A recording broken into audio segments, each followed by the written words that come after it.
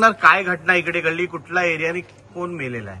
आज आमच्या beach complex एरियातला एक 15 वर्षाचा मुलगा जो बॅडमिंटन खेळत होता, त्याचं शटलकॉक वरती फर्स्ट फ्लोअरला अडकलं म्हणून तो ते काढायला गेला आणि तिथे एक एसी होता.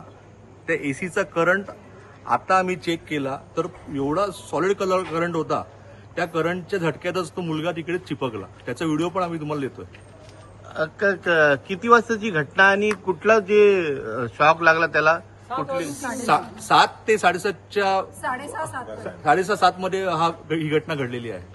शटलकॉक कुठे अडकला होता याचा? फर्स्ट फ्लोअरला एक फॅमिली राहते. फॅमिली म्हणजे एक मुलगी राहते.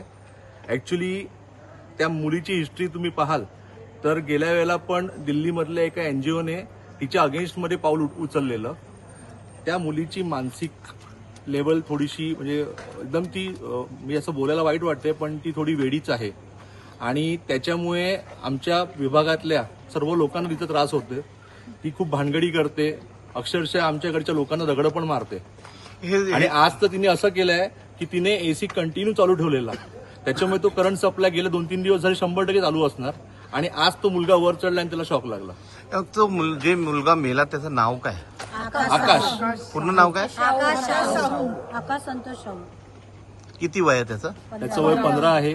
आता आमच्या सर्व कॉलनीतल्या लोकांची मागणी अशीच आहे, जर ती मुलगी तिची मेंटली हेल्थ व्यवस्थित नसेल तर तिला कुठेतरी लिगली आम्ही यावर ऍक्शन घेणार आहेत आणि तिला कुठेतरी मेंटल हॉस्पिटलमध्ये ऍडमिट करावं असं आम्ही डायरेक्ट पोलिसांकडे मागणी करणार आहोत.